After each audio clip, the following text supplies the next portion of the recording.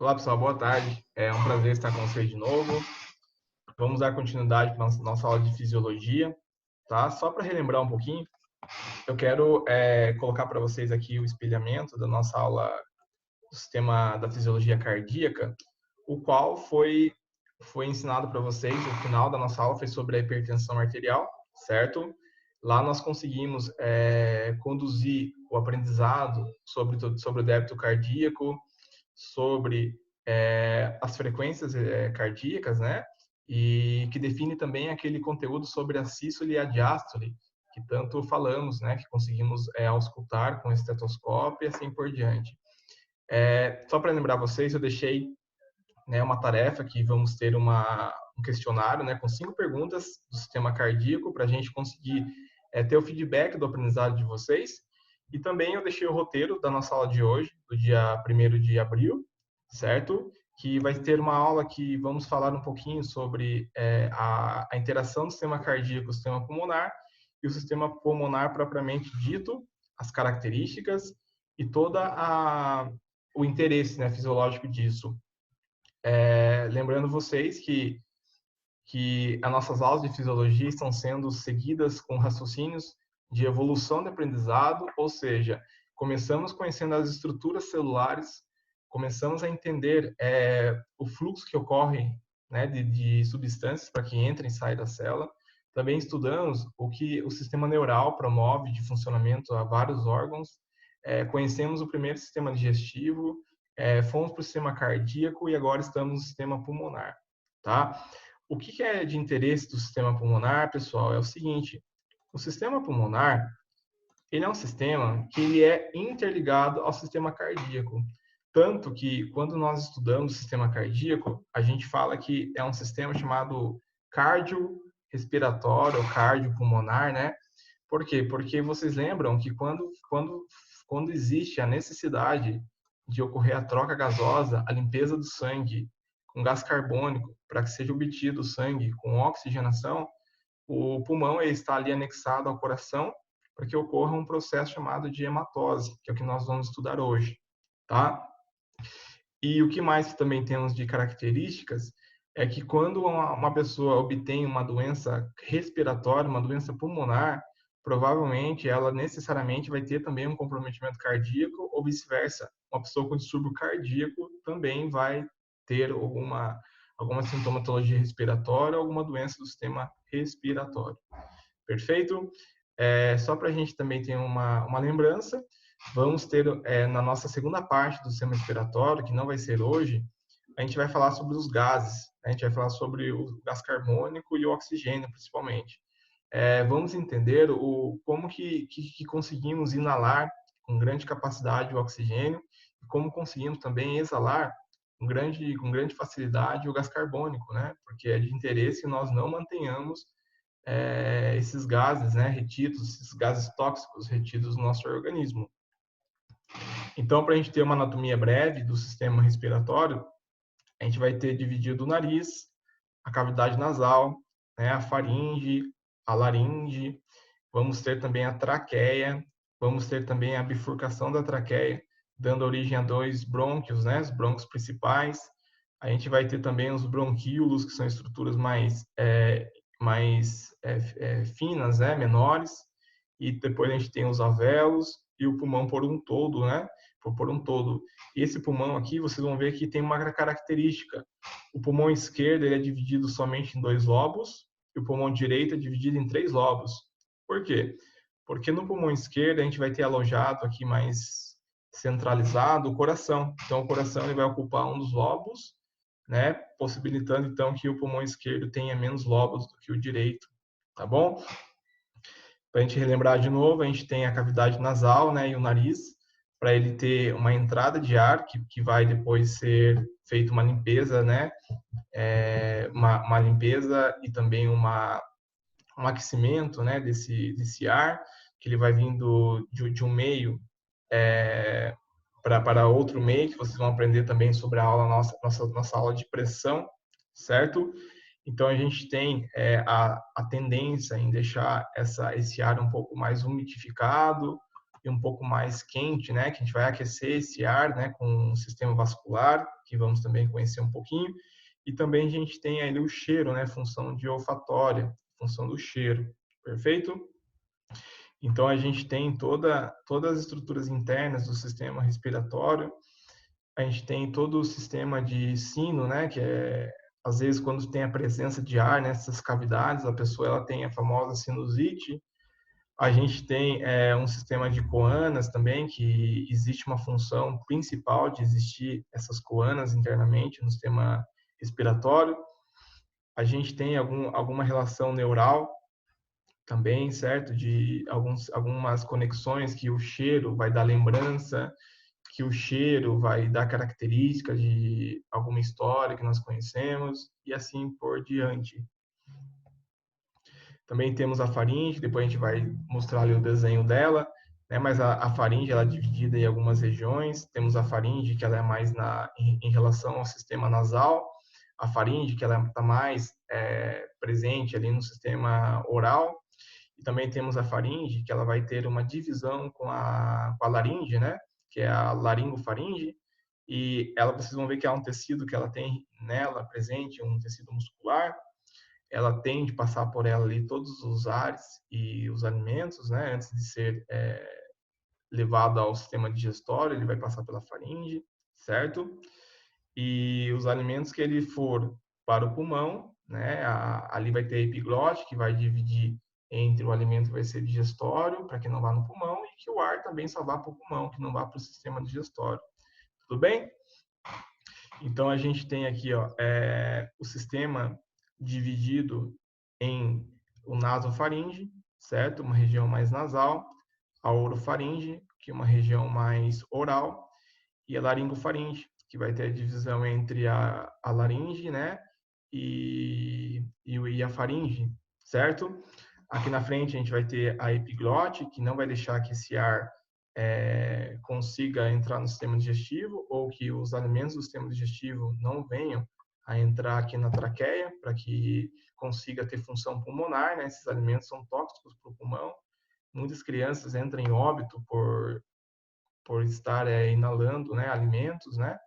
Então é bem interessante a gente conhecer essa função da epiglote, que é como se fosse essa porteira, né, que não deixa o alimento ele entrar no sistema no sistema pulmonar, desculpa. Então temos a laringe, né, que está um pouquinho abaixo da faringe. Ela é uma cartilagem, ela é um pouquinho mais enriquecida de cartilagem, que é menos músculos. Ali temos presente também as pregas vocais, né, de todo o sistema de voz. E temos ali a epiglote, que não vai deixar esse alimento ir para um curso errado. Tudo bem?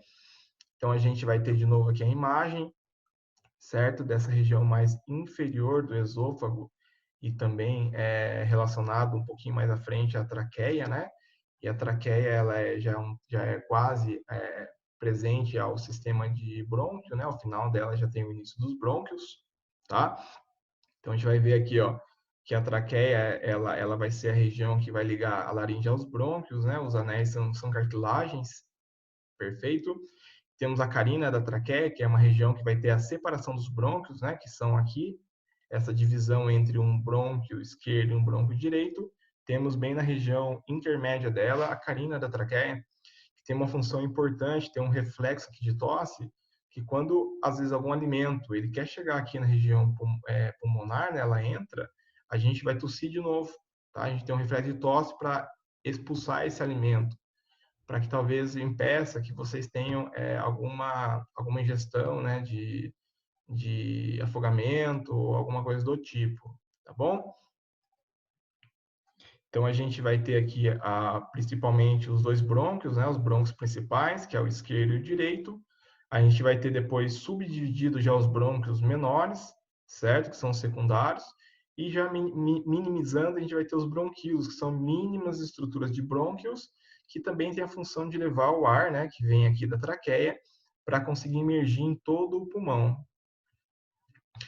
E na última subdivisão, a gente tem os alvéolos, que são microestruturas, microsacos, né? Pequenos sacos, que eles têm a função primordial de realizar a troca gasosa, talvez seja a região mais nobre pulmonar, né?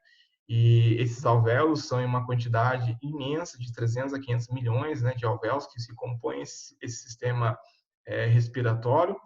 E lá na nossa região, que o coração vai fazer o envio do sangue pulmonar para que seja feita a limpeza, que é chamada de hematose, para disponibilizar um sangue sistêmico, a gente tem os alvéolos como principal coadjuvante nessa função.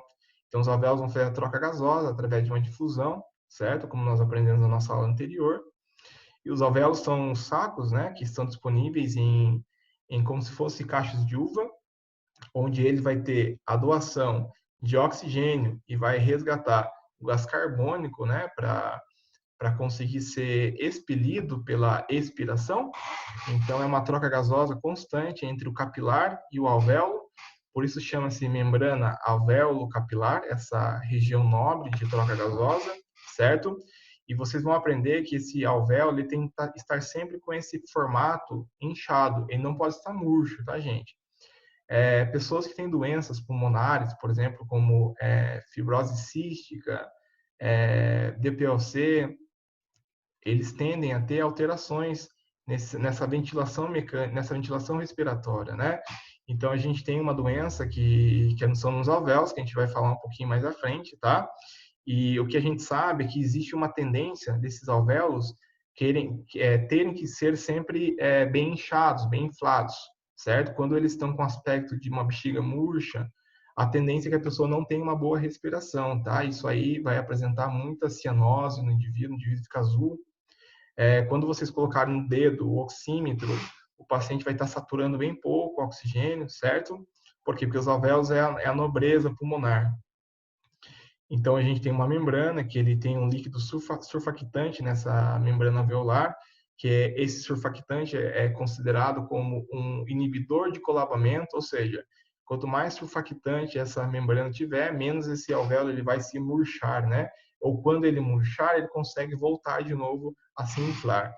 O surfactante, a gente tem crianças que quando nascem com pouco líquido surfactante, tem que usar algumas drogas que estimulam a produção, para que sempre deixe os alvéolos bem inchadinhos, tá bom? Então, o colabamento é igual à doença desse pulmão. A gente não pode ter esse colabamento. Então, a gente tem uma imagem bem grande aqui desse alvéolo, o alvéolo capilar, certo? Então, a gente tem uma imagem aqui dando um aspecto de funcionamento dessa membrana. Então, a gente tem todo o tecido sanguíneo, né, andando pelos capilares. A gente tem anexos também, como nós aprendemos nas nossas primeiras aulas, o sistema de imunidade, que são os macrófagos, linfócitos e outros imunoprotetor. Então, essa função ela é feita de modo diário, a todo momento, com toda a entrada, né, do sangue para ser feito a troca gasosa lá no nosso pulmão, certo? E o indivíduo que ele tenha alguma doença, que tenha um colapamento desses alvéolos, ou seja, esses cachos de uva se murcham, esse indivíduo estará com doença, então não é legal, tá bom? A gente tem, né, o paciente que é o enfisematoso, que é o enfisema. O enfisema é uma doença que ocorre no alvéolo. Então, o paciente que tem uma doença pulmonar obstrutiva crônica, que é o DPOC, ele vai ter de função, certo? Uma bronquite crônica dos brônquios, certo? Uma bronquite lá dos brônquios lá mais altos, tá? E um enfisema. Essa é a junção das duas doenças chamada de DPOC, tá bom? Então, a gente tem o pulmão e as pleuras, certo? Que é de extrema importância conhecermos as pleuras, onde as pleuras vai nos dar o conhecimento sobre a estrutura pulmonar, certo? E vocês vão ver que as pleuras são tecidos que estão cobrindo o pulmão, assim como outros órgãos também têm esses tecidos, certo? E é um tecido conjuntivo que vai dar algumas características, tá? Então, são órgãos volumosos, pulmões, tá? Temos dois pulmões, direito e esquerdo. Temos a pleura, que vai revestir internamente, né, essa caixa torácica, vocês vão ver depois.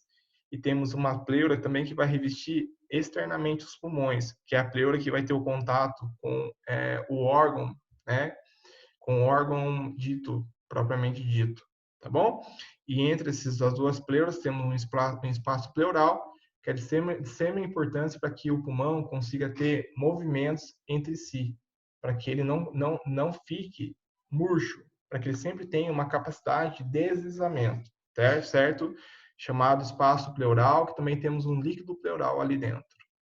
Então, a gente tem aqui desenhado os dois pulmões, e de esquema aqui de desenho, a gente tem a pleura, que tem o contato com o pulmão mesmo, que é a pleura visceral, e a pleura, que tem o contato com a parte externa, que vai ter contato com outros órgãos, vai ter contato, por exemplo, com o coração, vai ter contato com a caixa torácica, vai ter contato com o diafragma, chamado de pleura parietal, tá? E as pleuras, gente, tem uma função importante. A pleura parietal, principalmente, tem uma função de sustentar o coração, porque quando a gente corra, para que quando a gente pratica esporte, esse pulmão não fique dançando dentro da caixa torácica. Assim como todas as camadas cardíacas, por exemplo, o pericárdio, o endocárdio, que vocês estudaram já, também tem uma função de dar uma estrutura para esse coração, para que esse coração não fique tão móvel. Também temos esses sistemas de camadas no sistema muscular, né? É muito conhecido no nosso sistema muscular a fáscia muscular. Também temos no músculo, né?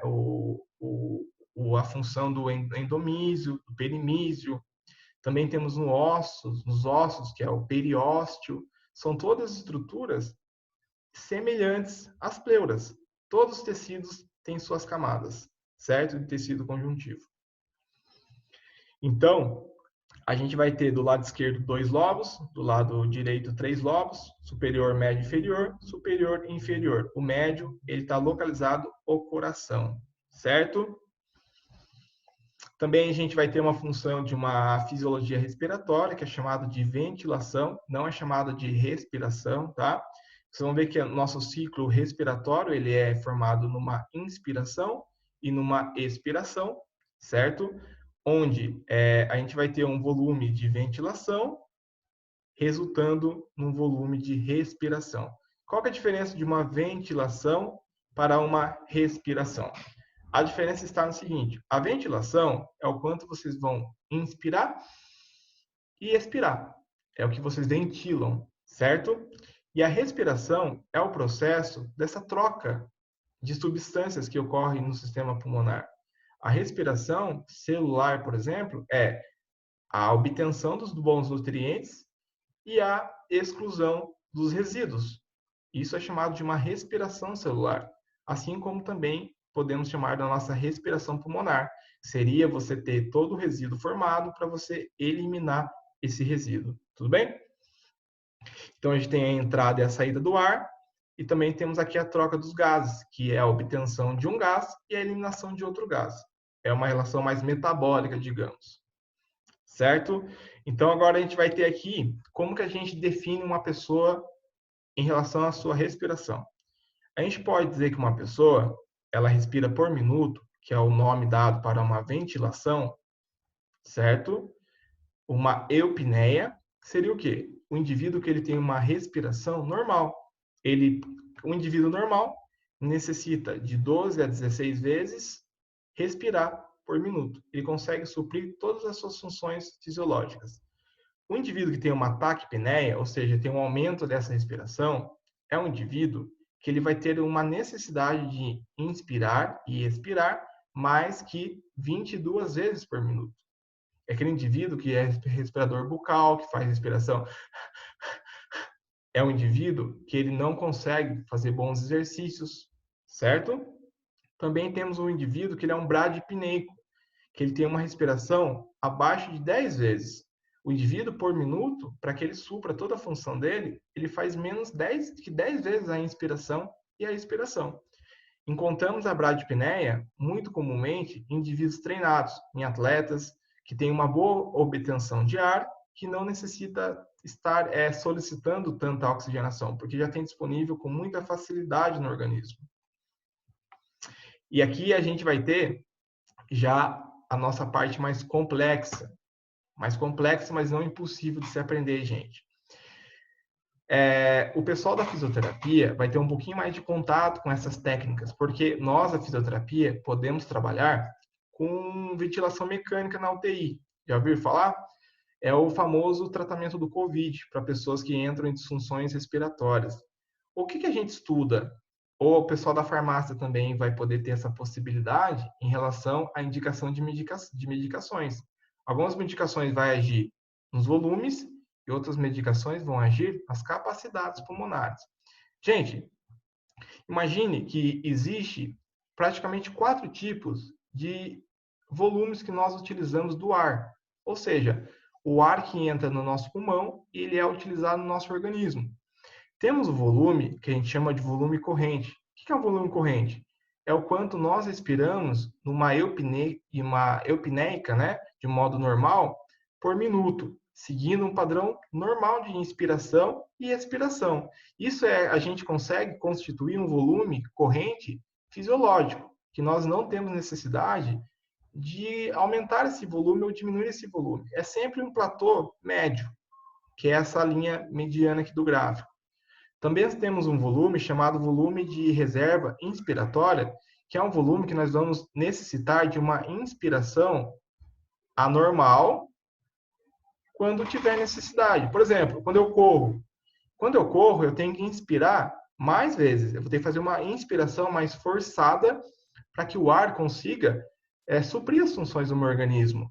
Então, no gráfico, quando esse indivíduo tiver uma inspiração maior, a gente vai ter um volume chamado volume de reserva inspiratória. Tudo bem? Também nessa continuidade da fisiologia cardíaca, a gente pode ter momentos que a gente vai expirar. Se você inspira, logo vocês vão ter que expirar. E a expiração, na mensuração, né, de UTI, na mensuração de uma espirometria, é chamada de um volume de reserva expiratório. Ou seja, o gráfico aqui que vocês estão vendo está mostrando uma condição que nós estamos esperando normal, uma condição que nós estamos inspirando de um modo forçado por uma necessidade, e também uma situação que nós estamos expirando de um modo também forçado, certo? Aí você vai falar assim, professor, e embaixo aqui, ó, tem um outro volume, chamado volume residual. Gente, lembra que eu falei para vocês que os alvéolos tem que estar sempre com os cachos cheios? Imagine vocês que o pulmão, para que ele não se feche, para que a gente não entre em óbito, ele tem que ter um volume de stand-by, que a gente chama. É um volume que fica ali constante, que sempre mantém a nossa bexiga, que é os pulmões, semi-abertas já. Esse volume que fica em descanso é chamado volume residual. É um volume que vai impedir com que os alvéolos se fechem, é um volume que vai impedir com que o pulmão se feche. Tudo bem? Tanto que quando vocês estão na UTI trabalhando, se vocês regularem algum desses parâmetros de modo errado, o pulmão ele machuca. Ele pode estourar, que é chamado de pneumotórax, ele pode se fechar, que é chamado de colapso, e assim por diante. Tudo através de volumes. Tudo bem? Vamos ter uma aula, na nossa segunda parte da nossa aula de sistema respiratório, vamos ter uma aula somente de volumes e capacidades, tá? Então, a gente vai ter a construção do gráfico juntos, de uma maneira bem didática e bem simples. Tudo bem? Então, a gente tem aqui um gráfico que ele vai nos dizer o quanto de ml de ar nós conseguimos, né, inspirar ou expirar, e também temos um tempo, que é um gráfico com o fator tempo, dizendo em quanto tempo conseguimos fazer isso. Esse exame é chamado de espirometria, tá? É um exame que vai mensurar a qualidade respiratória de cada indivíduo. Então, ó, de novo, ó, a gente vai falar aqui, ó, que o volume, a gente vai ter um volume corrente, certo? Que é um volume que ele vai ser de inspiração e expiração de um modo normal, tá? Que nós expiramos quando estamos dormindo, quando estamos conversando com alguém, de uma maneira fisiológica. A gente vai ter também um volume, que é chamado de volume de reserva inspiratória, quando nós temos uma necessidade de aumentar mais o oxigênio. Quando corremos, quando estamos nervosos e assim por diante. Vocês vão ter uma inspiração mais forte. É chamado volume de reserva inspiratória. Também temos o contrário, que é um volume de reserva expiratória, que quando vocês vão ter que fazer o quê? Uma expiração forçada, né? Uma expiração máxima que vocês vão ter que realizar para você também tirar todo o gás carbônico e para que seu pulmão consiga de novo se inchar, se inflar, né? Então a gente tem esse volume de reserva expiratória. Também temos um volume chamado volume residual, que é o volume que eu falei para vocês, que o pulmão tem que permanecer. Mesmo após a expiração máxima,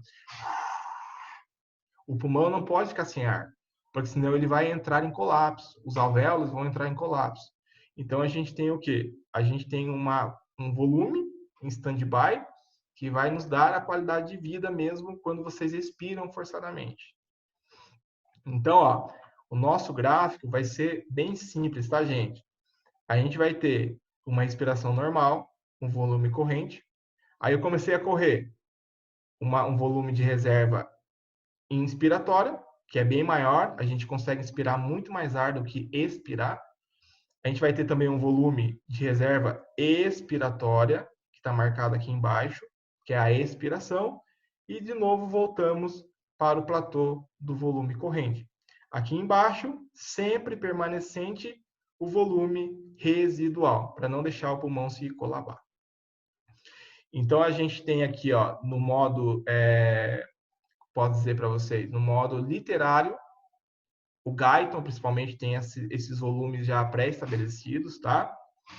Que existem uns volumes pré-estabelecidos para cada indivíduo que está numa normalidade, certo? É óbvio que indivíduos mais treinados podem ter um pouquinho mais dessa obtenção de oxigenação, certo? Por necessidades. Gente, o que nós vamos ver agora é uma coisa que eu queria falar para vocês na nossa próxima aula. Mas dá para a gente aqui continuar, tá? Porque eu acredito que vai dar um raciocínio bem bacana. Os volumes, vocês aprenderam que é o quanto nós conseguimos...